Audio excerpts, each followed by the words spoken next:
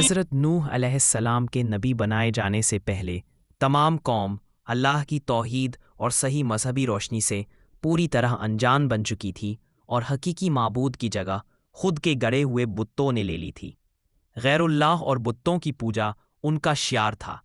आखिर अल्लाह की सुन्नत के मुताबिक उनके रुश्द व हिदायत के लिए भी उन्हीं में से एक हादी और अल्लाह के सच्चे रसूल नूह अलैहिस्सलाम को मबूस किया गया। हज़रत नूह अलैहिस्सलाम ने अपनी कौम को राह हक की तरफ पुकारा और सच्चे मजहब की दावत दी, लेकिन कौम ने न माना और नफ़रत व हकारत के साथ इनकार किया। कौम के अमीरों और सरदारों ने उनके झुठलाने और उन्हें जलील करने का कोई पहलू ना छोड़ा और उनके अमीरों और सरदारों के मानने वालों ने उन्हीं की पैरवी के सबूत में हर किस्म की तौहीन के तरीकों को हज़रत नूह अलैहिस्सलाम पर आजमाया।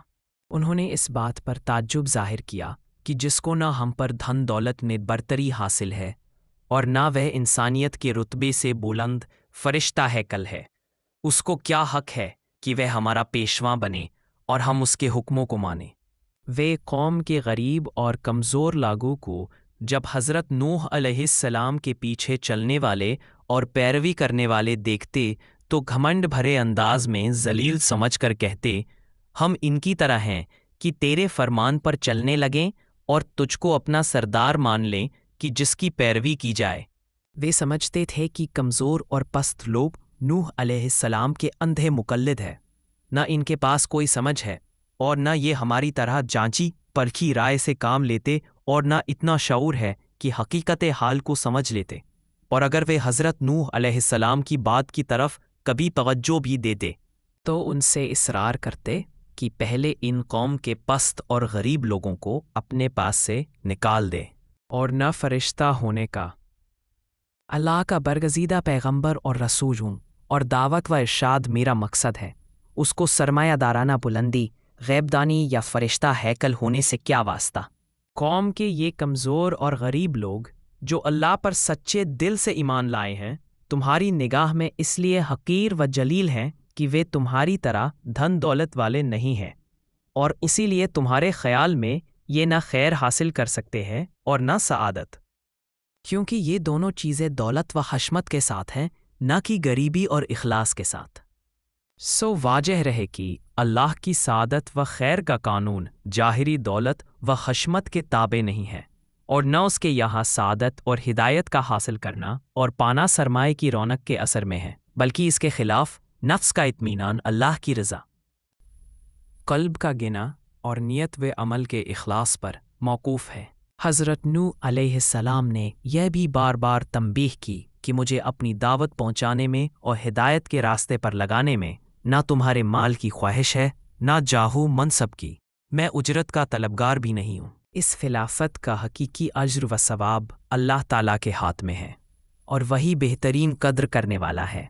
बहरहाल हज़रत नूह अलैहिस्सलाम ने इंतहाई कोशिश की कि बदबख्त कौम समझ जाए और अल्लाह की रहमतों की पनाह में आ जाए, मगर कौम ने माना और जितना इस ओर से हक़ की तबलीग में जद्दोजहद हुई, उसी कदर कौम की ओर से बुग़्ज़ और दुश्मनी में सरगर्मी जाहिर की गई और तकलीफ़ पहुँचाने और चोट देने के तमाम तरीक़ों का इस्तेमाल किया गया, और उनके बड़ों ने आम लोगों से साफ साफ कह दिया कि तुम किसी तरह वुद, सवा, यगूस और नस्र जैसे बुतों की पूजा को न छोड़ो, और आखिर में तंग आकर कहने लगे, ए नूह, तूने हमसे झगड़ा किया और बहुत झगड़ा किया, अब उसको ख़त्म कर और जो तूने हमसे अल्लाह के अज़ाब का वायदा किया है वह ले आ।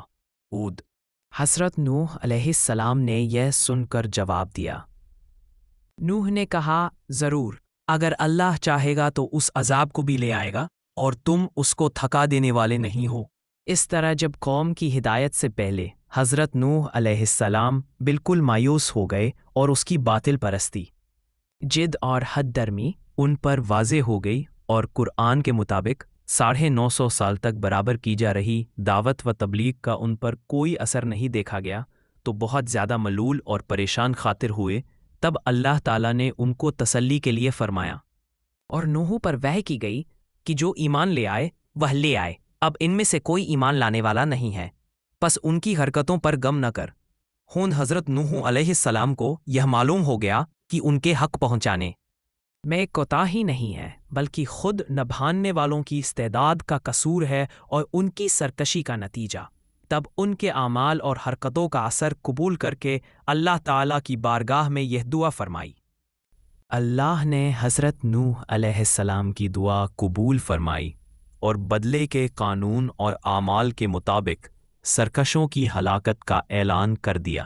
اہل حضرت نوح علیہ السلام کو ہدایت فرمائی کہ وہ ایک ناو تیار کریں تاکہ ظاہری اسباب کے اعتبار سے وہ اور پکے مومن اس عذاب سے بچے رہیں جو اللہ کے نافرمانوں پر نازل ہونے والا ہے۔ حضرت نوح علیہ السلام نے جب ناو بنانی شروع کی تو کفار نے ہنسی اڑانا اور مذاق بنانا شروع کر دیا، اور جب کبھی ادھر سے ان کا گزر ہوتا تو کہتے تھے کہ خوب جب ہم ڈوبنے لگیں تو تم اور تمہارے پیچھے چلنے والے اس ناو میں محفوظ رہ کر نجات پا جائیں گے۔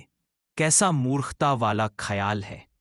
حضرت نوح علیہ السلام بھی ان کو انجام کار سے غفلت اور اللہ کی نافرمانی پر ضرورت دیکھ کر انہی کے ڈھنگ سے جواب دیتے اور اپنے کام میں لگے رہتے، کیونکہ اللہ تعالیٰ نے پہلے ہی ان کی حقیقت حال کو بتا دیا تھا۔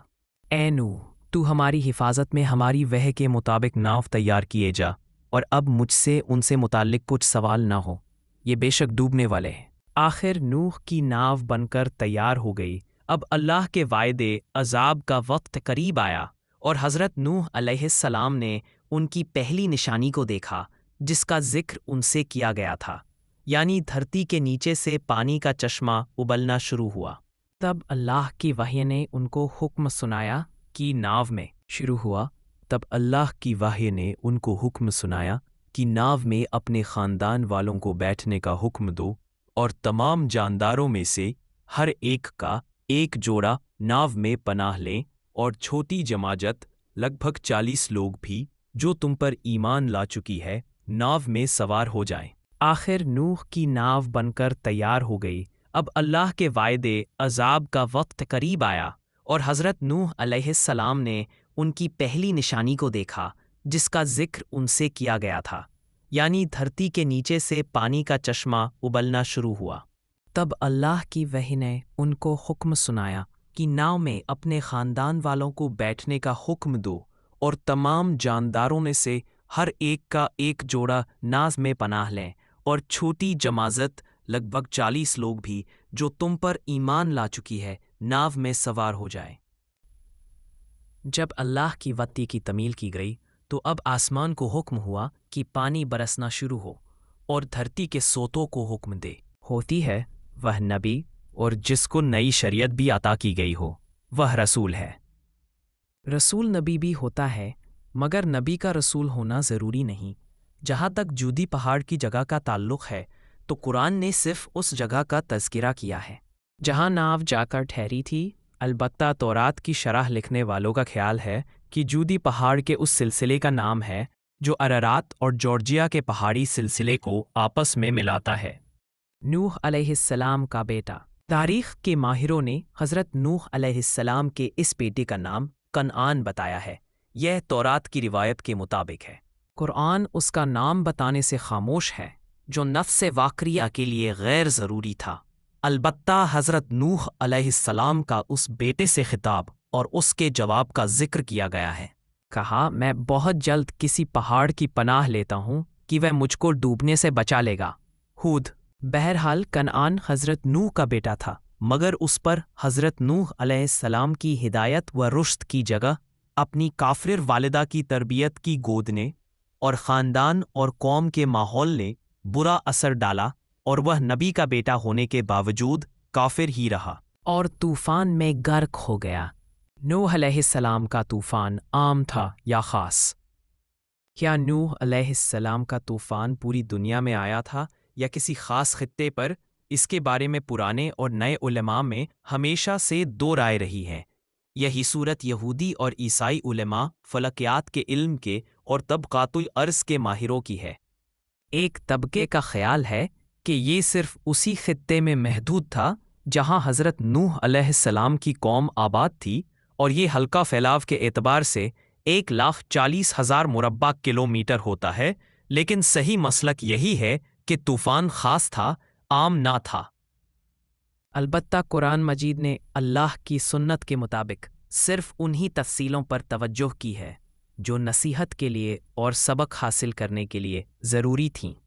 وہ تو صرف یہ بتانا چاہتا ہے کہ تاریخ کا یہ واقعہ سوچنے سمجھنے والوں کو بھلانا نہ چاہیے کہ ہزاروں سال پہلے ایک قوم نے اللہ کی نافرمانی پر اصرار کیا اور اس کے بھیجے ہوئے ہادی حضرت نوح علیہ السلام کے سبق و ہدایت کے پیغام کو ٹھکرایا اور ماننے سے انکار کر دیا، تو اللہ نے اپنی قدرت کا مظاہرہ کیا اور ایسے سرکشوں کو ہوا بارش کے طوفان میں غرق کر دیا، اور اسی حالت میں حضرت نوح علیہ السلام اور تھوڑے سے لوگوں کی ایماندار جماعت کو محفوظ رکھ کر نجات دی۔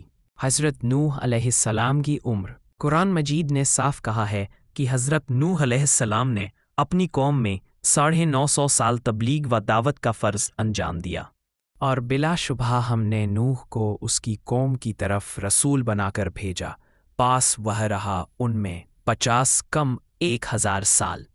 اکبوت یہ عمر موجودہ طبی عمر کے اعتبار سے عقل سے پرے معلوم ہوتی ہے، لیکن محال اور ناممکن نہیں ہے، اس لیے کہ کائنات کے شروع کے دنوں میں غموں، فکروں اور مرضوں کی یہ بہتات نہیں تھی۔ ساتھ ہی پرانی تاریخ بھی مانتی ہے کہ کچھ ہزار سال پہلے کی طبی عمر کا تناسب موجودہ تناسب سے بہت زیادہ تھا۔ حضرت نوح علیہ السلام کی طبعی عمر کا معاملہ بھی اسی قسم کے استثناء اپواد میں سے سمجھنا چاہیے جو انبیاء علیہ السلام کی تاریخ میں اللہ کی آیت اور اس کی نشانی کی فہرست میں گنی جاتی ہے، اور جن کی حکمت کا معاملہ خود اللہ تعالیٰ کے سپرد ہے۔ قرآن مجید میں حضرت نوح علیہ السلام کا ذکر 28 سورتوں میں 43 جگہ آیا ہے۔